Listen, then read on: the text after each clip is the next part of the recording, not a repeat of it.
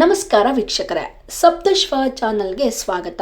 ಭಾರತದಲ್ಲಿ ಉದ್ಯೋಗಿಗಳ ಕೆಲಸದ ಸಮಯದ ಹೊರಗಿನ ಹಕ್ಕುಗಳ ಬಗ್ಗೆ ಈಗ ದೊಡ್ಡ ಚರ್ಚೆ ಪ್ರಾರಂಭವಾಗಿದೆ. ಕೆಲಸ ಜೀವನ ಸಮತೋಲನ ಎಂಬ ವಿಷಯವನ್ನೇ ಹೊಸ ಮಟ್ಟಕ್ಕೆ ತರುವ ಈ ಚರ್ಚೆಗೆ ಕಾರಣ ಇಂದಿನ ಸಂಸತ್ ಅಧಿವೇಶನದಲ್ಲಿ ಮಂಡನೆಯಾದ 3 ಪ್ರಮುಖ ಖಾಸಗಿ ಮಸೂದೆಗಳು. ಅದರಲ್ಲಿ ವಿಶೇಷವಾಗಿ ಎಲ್ಲರ ಗಮನ ಸೆಳೆದದ್ದು ರೈಟ್ ಟು ಡಿಸ್ಕನೆಕ್ಟ್ ಎಂಬ ಮಸೂದೆ. ಈ ಮಸೂದೆ ಉದ್ಯೋಗಿಗಳಿಗಾಗಿ ಒಂದು ಮಹತ್ವದ ಹಕ್ಕನ್ನು ಪರಿಚಯಿಸುತ್ತಿದೆ. ಅಂದ್ರೆ ಕೆಲಸದ ಸಮಯದ ಹೊರಗೆ ರಜೆಗಳಲ್ಲಿ, ಮನೆಯಲ್ಲಿರುವಾಗ ಅಥವಾ ವಿಶ್ರಾಂತಿ ತೆಗೆದುಕೊಳ್ಳುವ ಸಮಯದಲ್ಲಿ ಯಾರು ಕೂಡ ಉದ್ಯೋಗಿಗಳನ್ನು ಕೆಲಸಕ್ಕೆ ಸಂಬಂಧಿಸಿದ ಫೋನ್ ಕಾಲ್ಗಳು, ಇಮೇಲ್ಗಳು ಅಥವಾ ಸೂಚನೆಗಳ ಮೂಲಕ ಯಾರು ತೊಂದರೆ ಕೊಡಬಾರದು. ಉದ್ಯೋಗಿಗಳು ಸಹ ಇವರ ಕರೆಗೆ ಸ್ಪಂದಿಸದೆ ಇರುವ ಹಕ್ಕನ್ನು ಹೊಂದಿರಬೇಕು ಎಂಬುದು ಈ ಮಸೂದೆಯ ಮೂಲ ನಿಲುವಾಗಿದೆ. ಇಂದಿನ ಡಿಜಿಟಲ್ ಯುಗದಲ್ಲಿ ಕೆಲಸ ಎಂಬುದು ಕಚೇರಿ ಗೋಡೆಗಳೊಳಗೆ ಸೀಮಿತವಾಗಿಲ್ಲ. ಮನೆಗೂ, ಕುಟುಂಬಕ್ಕೂ, ವೈಯಕ್ತಿಕ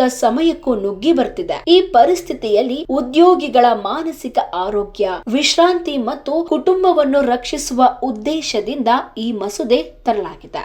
ವಿಶಿಷ್ಟವಾಗಿ ಕೆಲಸ ಜೀವನ ಸಮತೋಲನಕ್ಕೆ ಹೊಸ ದಾರಿಯನ್ನು ತೆರೆಯುವ ಸಾಧ್ಯತೆಗೆ ಈ ಮಸೂದೆ ದೊಡ್ಡ ನಿರೀಕ್ಷೆ ಮೂಡಿಸಿದೆ. ಸಂಸತ್ ಸಭಾಧ್ಯಕ್ಷರು ಮಸೂದೆ ಪರಿಚಯಿಸಲು ಅನುಮತಿ ಕೇಳಿದಾಗ ಸದಸ್ಯರಿಂದ ದಿಟ್ಟವಾಗಿ ಹೌದು ಎಂಬ ಬೆಂಬಲ ಸಿಕ್ಕಿದೆ. ಫಲಿತಾಂಶವಾಗಿ ರೈಟ್ ಟು ಡಿಸ್ಕನೆಕ್ಟ್ ಮಸೂದೆ ಅಧಿಕೃತವಾಗಿ ಪರಿಚಯಿಸಲ್ಪಟ್ಟಿದೆ. ಉದ್ಯೋಗಿಗಳ ಹಕ್ಕುಗಳನ್ನು ಬಲಪಡಿಸುವ ಈ ರೀತಿಯ ಕಾನೂನು ಪ್ರಸ್ತಾಪಗಳು ಭವಿಷ್ಯದಲ್ಲಿ ಕೆಲಸದ ಸಂಸ್ಕೃತಿಯನ್ನು ಸಂಪೂರ್ಣವಾಗಿ ಬದಲಾಯಿಸುತ್ತಾ ಮುಂದಿನ ದಿನಗಳಲ್ಲಿ ಈ ಮಸೂದೆ ಯಾವ ದಿಕ್ಕಿನಲ್ಲಿ ಸಾಗುತ್ತದೆ ಎಂಬುದನ್ನು ಕಾದು ನೋಡಬೇಕಾಗಿದೆ. Shrimati Supriya Sule, item number 213.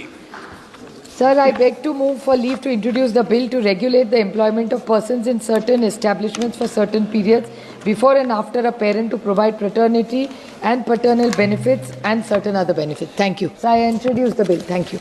Sir, I beg to move to leave to introduce a bill to establish Employees Welfare Authority to confer the right on every employee to disconnect from work-related telephone calls and emails beyond working hours and on holidays and right to refuse to answer calls and emails outside of work hours for all matters connected thereafter incidental. Therefore, it's a right to disconnect.